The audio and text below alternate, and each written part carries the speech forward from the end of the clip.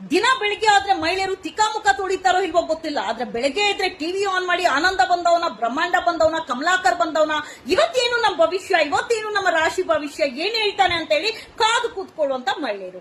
ಗಂಡನಿಗೆ ನಾಷ್ಟ ಮಾಡಕ್ಕಲ್ಲ, ಮಕ್ಕಳಿಗೆ ಬಾಕ್ಸ್ ಕಟ್ಟೋದಿಲ್ಲ, ಸ್ಟವ್ ಮೇಲೆ ಏನೋ ಇಟ್ಟಿರ್ತಾರೆ, ಉಕ್ತಾ ಇರುತ್ತೆ, ಸೀದೋಗ್ತಾ ಇರುತ್ತೆ, ಆದ್ರೂ ರಿಮೋಟ್ ಇಟ್ಕೊಂಡು ಟಿವಿ ಮುಂದೆ ಕೂತಿರ್ತಾರೆ. ಭವಿಷ್ಯ ನುಡಿತಾ ಇದ್ದಂತ ಜ್ಯೋತಿಷ್ಯನಿಗೆ ತಿಳಿದಿರೋದಿಲ್ಲ, ಮುಂದೊಂದು ದಿವಸ ನಾನು ಕೊಲೆ ಆರೋಪಿಯಾಗಿ ಮತ್ತೊಂದು ಮಹಿಳೆ ಜೊತೆ ಅಕ್ರಮ ಸಂಬಂಧ ಮಾಡಿ ಜೈಲ್ ಸೇರುವಂತ ಪರಿಸ್ಥಿತಿ ಬರುತ್ತೆ ಅಂತ ಪಾಪ ಅಯೋಗ್ಯ ಕಮಲಾಕರ್ಗೆ ಗೊತ್ತಿರಲಿಲ್ಲ ಅನ್ಸುತ್ತೆ. ಜ್ಯೋತಿಷ್ ಹೇಳುವಂತ ಎಳೆ ಶಾಸ್ತ್ರ, ಕಣ್ಣಿನ ಶಾಸ್ತ್ರ, ಹಣೆ ಶಾಸ್ತ್ರ, ಇನ್ನು ಯಾವ್ಯಾವ ಶಾಸ್ತ್ರಗಳಿದಾವ ಅವಳು ಹೇಳೋದೇ ಸತ್ಯ. ಜ್ಯೋತಿಷ್ಯರಂದ್ರೆ ಸಾಕ್ಷಾತ್ ಪರಮಾತ್ಮನೇ ಬೆಳಿಗ್ಗೆ ಬಂದು ಟಿವಿದಲ್ಲಿ ಕೂತಿರ್ತಾನೆ ಅಂತ ಹೇಳಿ ನಮ್ಮ ಮೂರ್ಖ ಮಹಿಳೆಯರು ಅವ್ನು ಹೇಳುವಂತ ಭವಿಷ್ಯನ ನಂಬ್ಕೊಂಡು ಅವ್ನು ಹೇಳುವಂತ ಪೂಜೆಗಳನ್ನ ಮಾಡ್ಕೊಂಡು ನಮ್ಮ ಮೂರ್ಖ ಜನರು ದಡ್ರಾಗ್ತಾ ಇದಾರೆ. ಆದ್ರೆ ಕ್ಯಾಮ್ರಾ ಮುಂದೆ ಮಾತ್ರ ಹಣೆಗೆ ವಿಭೂತಿ ಪಟ್ಟಿ, ಕುಂಕುಮ, ರುದ್ರಾಕ್ಷಿ, ಪಂಚೆ ಎಲ್ಲ ಉಟ್ಕೊಂಡು ಜ್ಯೋತಿಷ್ಯರು, ಕ್ಯಾಮ್ರಾ ಹಿಂದೆ ಕಾಮದ ಆಟ ಆಡುವಂತ ಕಮಲಾಕರ್ ಅಂತ ಜ್ಯೋತಿಷ್ಯರು ಹೆಚ್ಚಾಗಿದ್ದಾರೆ. ಎಸ್, ಪ್ರಖ್ಯಾತ ಜ್ಯೋತಿಷ್ಯ ಆದಂತ ಪಬ್ಲಿಕ್ ಟಿವಿ ಜ್ಯೋತಿಷ್ಯ ಆದಂತ ಕಮಲಾಕರ್ ಭಟ್ ಜೈಲ್ ಸೇರಿದ್ದಾನೆ.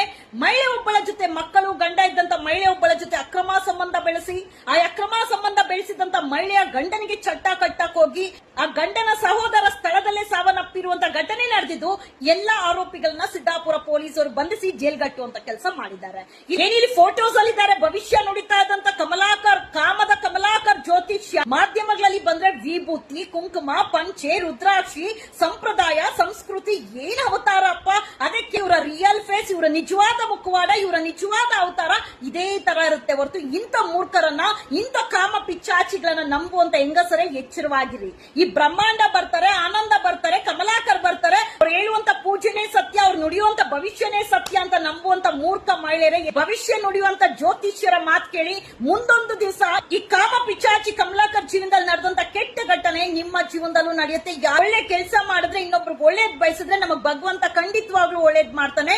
ನಾವು ಕೆಟ್ಟದ್ ಬಯಸಿದ್ರೆ, ಕೆಟ್ಟದ್ ಮಾಡಿದ್ರೆ ಭಗವಂತ ಖಂಡಿತವಾಗ್ಲೂ ಶಿಕ್ಷೆ ಕೊಟ್ಟೆ ಕೊಡ್ತಾನೆ. ಅದು ಬಿಟ್ಟು ಸಾಕ್ಷಾತ್ ಪರಮಾತ್ಮನೇ ಜ್ಯೋತಿಷ್ಯ ಅಂತ ತಿಳ್ಕೊಂಡಿರುವಂತ ಮೂರ್ಖ ಜನರು ಇರೋದ್ರಿಂದಾನೇ ಈ ನವರಂಗಿ ಆಟ ಆಡುವಂತ ಕಾಮ ಪಿಚಾಚಿಗಳು ಜ್ಯೋತಿಷ್ಯರು ಹೆಚ್ಚಾಗಿದ್ದಾರೆ. ನಾಳೆ ದಿವಸ ಜ್ಯೋತಿಷ್ಯ ಹತ್ರ ಶಾಸ್ತ್ರ ಕೇಳಕ್ ಹೋಗಿ ಜ್ಯೋತಿಷ್ಯನೇ ಇಟ್ಕೊಳ್ಳುವಂತ ಪರಿಸ್ಥಿತಿ ನಿಮ್ಮ ಮನೇಲೂ ಆಗ್ಬಾರ್ದು. ಅಂದ್ರೆ ಜ್ಯೋತಿಷ್ಯ ಶಾಸ್ತ್ರ ನೋಡುವಂತ ಹೆಣ್ಣು ಮಕ್ಕಳಿಗೆ ಮನೇಲಿ ಇರುವಂತ ಗಂಡಸರು ಚಪ್ಪಲಿ ಪರ್ಕೆ ಇಟ್ಕೊಂಡು ಸೇವೆ ಮಾಡಿ, ಅವ್ರಿಗೆ ಮುಚ್ಕೊಂಡು ಮನೇಲಿ ಕೆಲಸ ಮಾಡು, ದೇವರಿಗೆ ಪೂಜೆ ಮಾಡು, ನೀನ್ ಒಳ್ಳೇದ್ ಮಾಡಿದ್ರೆ ಖಂಡಿತವಾಗ್ಲೂ ಒಳ್ಳೇದಾಗುತ್ತೆ. ನಮ್ಮ ಶ್ರಮ ಪಟ್ಟಿ ಕೆಲಸ ಮಾಡಿದ್ರೆ ಭಗವಂತ ಏನ್ ಕೊಡ್ಬೇಕು ಅದು ಕೊಟ್ಟೆ ಕೊಡ್ತಾನೆ ಅನ್ನುವಂಥದ್ದು ನಿಮ್ಮ ಮನೇಲಿ ಇರುವಂತ ಹೆಣ್ಣು ಮಕ್ಕಳಿಗೆ ಚಪ್ಪಲಿ ಪರ್ಕೆಯಲ್ಲಿ ಹೊಡೆದು ಸಂಸಾರಿಗಳಾಗಿ ಬದುಕಕ್ಕೆ ಹೇಳಿ. ಇಲ್ಲಾಂದ್ರೆ ನಾಳೆ ಒಂದು ದಿವಸ ಇನ್ನೊಬ್ಬನ ಜ್ಯೋತಿಷ್ಯನ ಜೊತೆ ಜ್ಯೋತಿಷ್ಯ ಕೇಳಕ್ ಹೋಗಿದ್ದಂತಹ ಮಹಿಳೆ ಜೊತೆ ಅಕ್ರಮ ಸಂಬಂಧ, ಕಾಮದ ಆಟ ಬಳಸಿ ನಿಮ್ಮ ಚಟ್ಟ ಕಟ್ಟುವಂತ ಪರಿಸ್ಥಿತಿ ಸಹ ಬರ್ಬೋದು. ಜಾಗೃತರಾಗಿರಿ.